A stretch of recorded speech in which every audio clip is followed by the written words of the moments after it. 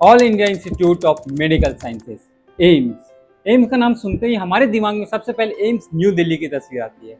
और ये कोई नई बात नहीं है, मेरे लिए भी पहले यही होती थी। पर अब मेरे लिए एम्स का मतलब बिल्कुल चेंज हो चुका है। मेरे लिए एम्स का मतलब अब घर हो चुका है और मेरे लिए एम्स एम्स गोरखपुर है।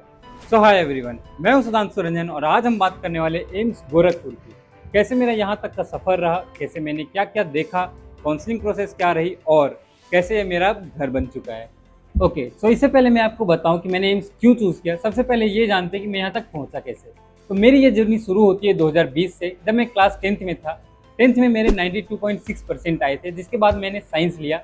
साइंस में फिजिक्स, केमिस्ट्री, बायोलॉजी और इंग्लिश एंड कंप्यूटर साइंस लिया। उसके बाद मैंने 12th में 84% आए थे, क्योंकि 11-12 थोड़ा कोविड का टाइम आ गया था एंड आप जानते हो लॉकडाउन वगैरह, तो पढ़ाई उतनी ढंग से हुई नहीं। तो 11-12 मेरे थोड़े वीक गए, लेकिन उसके बाद मैंने नीट अटेम्प्ट किया। फर्स्ट अटेम्प्ट 12th में अपियरिंग के साथ दिया। First attempt 293 marks. I was not satisfied, I was not happy. Even मुझे पता ही नहीं चल रहा था इतने कम कैसे आ सकते हैं मुझे, क्योंकि मैं हमेशा से थोड़ा एवरेज से ऊपर रहने वाला बच्चा हूँ, कि 80% वगैरह के आसपास का। तो मेरे लिए भी कुछ नया था कि यार इतना कम कैसे हो सकता है। But I accepted my failure and उसके बाद मैंने दोबारा कोशिश की, दोबारा तैयारी की, घर पे ही रह के की तैयारी। And next exam, next attempt जो मेरा फर्स्ट ड्रॉप होने वाला था, 578। अच्छे मार्क्स थे, बहुत अच्छे मार्क्स थे। मैं इनको अच्छे मार्क्स मानता हूँ, क्योंकि मैं 293 से 578 पे जंप किया था। पर that marks was not sufficient कि मुझे एक गवर्नमेंट मेडिकल कॉलेज मिल पाए, और मेरे लिए अफोर्ड करने की बात नहीं थी कि मैं कोई प्राइवेट मेडिकल कॉलेज जाऊँ। तो अब क्या करें। पहले एग्ज़ाम खत्म होने के बाद जब रिज़ल्ट मुझे पता चला अपना, तो कुछ दिन तो मैं बहुत डिप्रेस्ड सा रहा कि अब आगे क्या करना है, कुछ और करना है या फिर ड्रॉप लेना है। तो उस समय मैंने अपने कुछ दोस्तों से बात की, फैमिली से बात किया, तो सब ने बोला कि हाँ, अगर तुमको लगता है कि तुम कर पाओगे तो एक चांस लो अपना। And then rest is the history, और आज मैं एम्स में हूँ। मेरा second drop and my final attempt, जिसमें मेरे 695 मार्क्स आए, जो कि मोर देन इनफ, बहुत मार्क्स होते हैं। अभी तो चलो इस बार का नीट थोड़ा टफ आया था, तो फर्स्ट रैंक भी उससे कम मार्क्स आया, पर उस समय 695, भाई क्या मार्क्स लाए हो।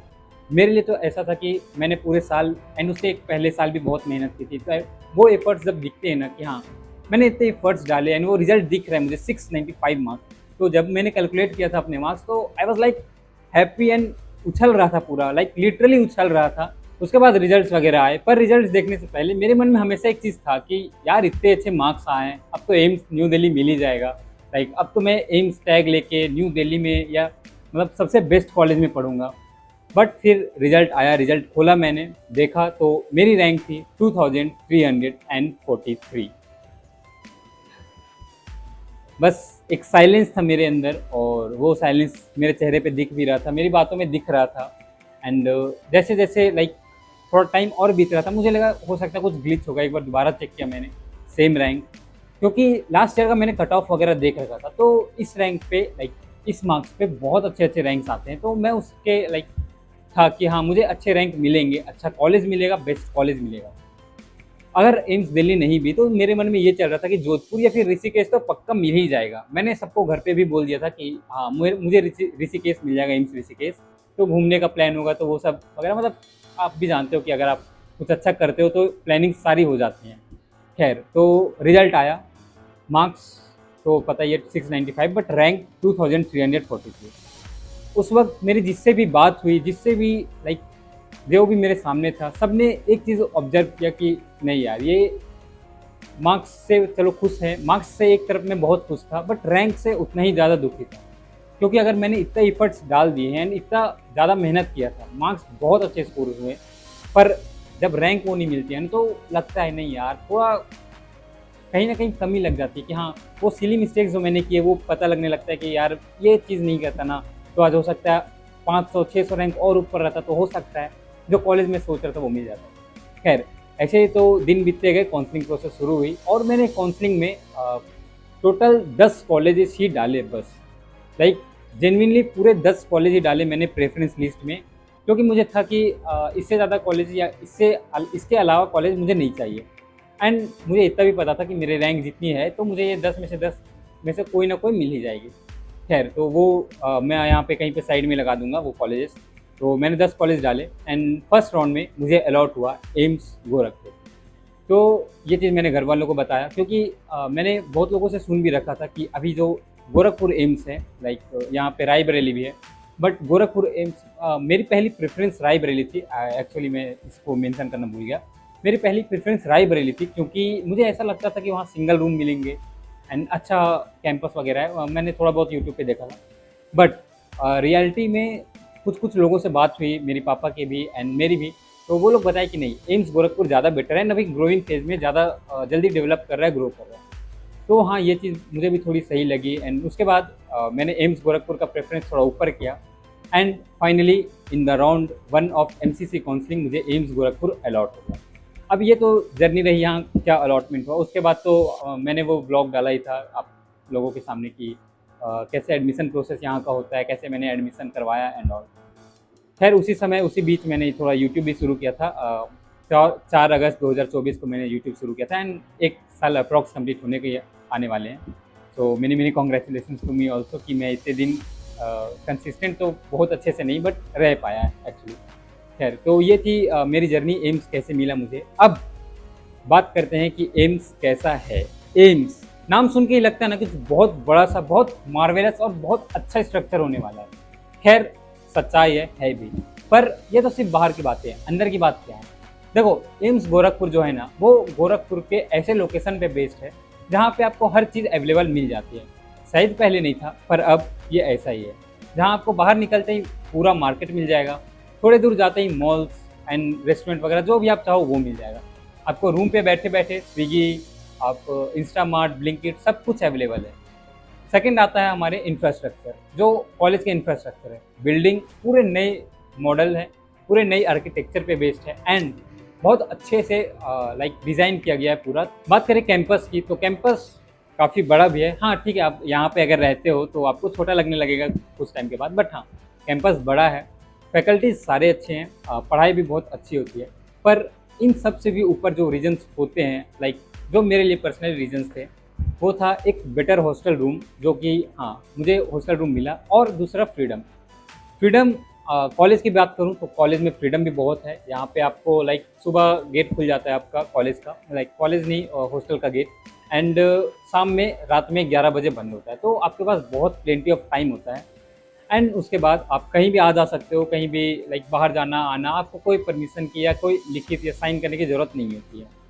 तो ये एक फ्रीडम हो गया। दूसरा फ्रीडम की मुझे कुछ अलग करना था हट के, जो आप देख ही रहे हो कंटेंट क्रिएट करना था, तो उसके लिए मुझे थोड़ा फ्रीडम चाहिए था एंड वो यहाँ पे अच्छे से मिलती है। बस आपका एक रूममेट जो बोलते हैं ना अच्छा साथी होना चाहिए, तो वो फॉर्चुनेटली मेरे केस में तो है। मेरे रूममेट बहुत अच्छा है, सपोर्टिव है। एंड देखो one of the most important reason जिसके लिए मैंने एम्स गोरखपुर, पर्टिकुलरली गोरखपुर ही क्यों चूज़ किया, तो वो था कि मुझे अपने घर से बाहर रहना है। बहुत लोग बोलते हैं कि एम्स देवघर क्यों नहीं लिया। देखो मुझे था कि मुझे अपने स्टेट से बाहर जाना है, मुझे अपने स्टेट से बाहर जाना है, दूसरे स्टेट में रहना है, वहाँ का कल्चर, मतलब सारे बिलीफ्स वगैरह, कस्टम वगैरह सारे कुछ देखने सीखने भी हैं। एंड उससे इम्पॉर्टेंट कि घर से बाहर रहना है तो थोड़ा फ्रीडम भी रहता है। लाइक मेरे घर पे भी फ्रीडम है, मुझे ऐसा नहीं है कि बांध के रखा जाता है, पर होता है ना कि घर के बाहर रहे तो थोड़ा और ज़्यादा फ्रीडम रहता है कि हाँ कुछ कर सकते हैं। अगर मुझे कुछ, मेरे अंदर कुछ हॉबी है या कुछ नया डेवलप करना है मुझे, तो वो कर सकते हैं बिना किसी दिक्कत। प्लस मुझे थोड़ा ट्रैवलिंग का भी लाइक शौक है। ट्रैवलिंग मतलब बहुत करता नहीं हूँ क्योंकि ऑब्वियसली इतना टाइम मिल नहीं पाता है, पर ट्रैवलिंग का भी शौक है। तो यहाँ से घर जाना मेरे लिए एक ट्रैवल जर्नी की तरह होता है, जहाँ मुझे 24 घंटे का पूरे ट्रेन जर्नी मिलता है एंड उसमें बहुत सारे नेचर्स देखने को मिलते हैं मुझे, प्लस अच्छा भी लगता है ट्रेन जर्नी। खैर तो ये one of the main reason था। बट उसके अलावा कैंपस बहुत सुंदर है, बहुत साफ़ सुथरा है, कॉलेज बिल्डिंग्स फुली सेंट्रलाइज्ड, सारे क्लासरूम्स अच्छे हैं, डेमो रूम्स अच्छे हैं, जो प्रैक्टिकल लैब्स हमारे वो बहुत अच्छे हैं। एंड हॉस्पिटल यहाँ का जब भी मैं विजिट करता हूँ काफ़ी ज़्यादा पेशेंट ओवरलोड रहता है। ओवरलोड तो नहीं बोलूँगा, पेशेंट लोड रहता है, इनफ्लो रहता है, फुटफॉल रहता है। एंड वो चीज़ किसी भी लाइक कोई भी अगर डॉक्टर बन रहा है ना, तो उसके लिए सबसे जो इंपॉर्टेंट होती है वो पेशेंट का फुटफॉल है, कितना पेशेंट्स आ रहे हैं, ताकि आपको उतना ही ज़्यादा केस देखने मिलेगा। बात करते हैं केस स्टडी की, तो हमें लाइक एक केस देख के ही ज़्यादा अच्छे समझ में आता है कि हाँ रियल लाइफ क्या है। थ्योरी तो हमने बहुत पढ़ रखा है, और प्रैक्टिकल क्या है, प्रैक्टिकलिटी क्या है, वो चीज़ हमें केसेस से ही पता चलती है। तो जितना ज़्यादा फुटबॉल, उतना ज़्यादा डिफरेंट केसेस एंड उतना ज़्यादा आप अच्छे से समझोगे। तो फुटबॉल बहुत ज़रूरी होती है। एंड इसके अलावा हो गया कि एम्स एक प्रेस्टीज है, लाइक एम्स नाम ही मुझे एक प्रेस्टीज लगता था हमेशा से। तो हमेशा से था मेरा कि मुझे एम्स में जाना है। एंड होपफुली तो नहीं बोलूँगा, फॉर्चुनेटली एंड मेरी मेहनत से एंड भगवान की कृपा से वो दिन पूरी हो गई। तो आज मैं एम्स में बैठा हूँ। और अगर आप बात करो मेरी पर्सनल ओपिनियन की, या अभी तक जो कॉलेज लाइफ मेरी रही है वो कैसी रही है एंड क्या प्रोज क्या कॉन्स मुझे लगे, तो एक चीज़ जो सबसे अच्छी लगी मुझे वो है न्यूली डिजाइंड आर्किटेक्चर। बहुत अच्छी लगती है, लाइक थोड़ा एस्थेटिक भी है एंड थोड़ा मॉडर्न भी है, तो काफ़ी अच्छा लगता है। एकदम हॉस्पिटल जैसा नहीं लगता। एंड ये होना चाहिए थोड़ा, जो बोलते हैं ना, पुरानी चीज़ों से बाहर निकलना, तो वो चीज़ है। सेकंड जो है वो हॉस्टल फैसिलिटी काफ़ी अच्छा है, फ्रीडम है। आपको लाइक एक अच्छा एरिया मिलता है, बड़ा एरिया मिलता है, आपको कंफर्ट भी मिलता है। एंड ऑब्वियसली बाहर जाने का जो फ्रीडम रहता है वो तो हर जगह बहुत ज़्यादा अच्छा होता है। थर्ड जो मुझे लाइक ख़राब लगा एक तरफ से बोल सकते हो, वो है यहाँ का मेस सर्विस। मेस या खाना उतना बेटर नहीं है, लाइक उतना मुझे पसंद नहीं आता है। जब भी मैं मेस ज्वाइन करता हूँ या मेस में जाता हूँ खाना, तो थोड़ा बहुत मुझे हेल्थ इश्यूज आने लगते हैं। तो हो सकता है ये मेरी पर्सनल ओपिनियन है, वही मैं आपको बोला कि मैं अपनी पर्सनल ओपिनियन दे रहा हूँ। तो मेस यहाँ का थोड़ा नॉर्मल या एवरेज ये बोल सकते हो। एंड उसके बाद आता है कैंपस। तो कैंपस ग्रीन है, अच्छा है, घूमने के लिए काफ़ी अच्छा है। अगर आप टहलना चाहते हो, वॉकिंग करना चाहते हो सुबह या शाम में, तो काफ़ी अच्छा कैंपस है। देन जो एक और चीज़ अच्छी लगी मुझे वो है यहाँ से निकलते ही मुझे एक पूरा मार्केट मिल जाता है। कुछ भी लेना हो, कुछ भी करना हो, रेस्टोरेंट जाने हो, मॉल जाने हो, हर चीज़ अवेलेबल है। बहुत अच्छा लगता है ये, क्योंकि बहुत सारे ऐसे एम्स ही मिल जाएंगे आपको, जैसे एम्स देवघर, वहाँ बहुत ज़्यादा कुछ है नहीं आसपास डेवलप। तो अगर कहीं डेवलप्ड जगह में रहता है तो बहुत फ़ायदेमंद भी होता है, वो एरिया के लिए भी एंड ये कॉलेज के लिए भी। खैर इसके बाद आती है जो एक और इम्पॉर्टेंट चीज़, वो है यहाँ की एकेडमिक्स। एकेडमिक्स ठीक है, थोड़ी स्ट्रिक्ट है, लाइक अटेंडेंस में हो गई एंड बाकी चीज़ों में, बट एकेडमिक्स काफ़ी अच्छी है, काफ़ी सपोर्टिव फैकल्टी है कि आपके अगर कोई दिक्कत, आपको दिक्कत है या आपके फैमिली में किसी को दिक्कत है, तो आप उनसे जाके खुल के बता सकते हो। वो आपको सजेस्ट करेंगे, जो बेटर रहेगा उसके लिए बोलेंगे कि हाँ ये कर सकते हो, आगे फर्दर चीज़ के लिए बोलेंगे। और यहाँ मतलब जो भी मेरे बैचमेट्स हो गए या सीनियर्स हो गए, तो काफ़ी अच्छे हैं। लाइक कॉलेज में ऑब्वियसली ऐसा होता है कि सबको आपसे मतलब नहीं होता है, ऐसा होना भी चाहिए। अपने लिए आए हो तो अपना करो, अपना जो भी है वो चीज़ करो।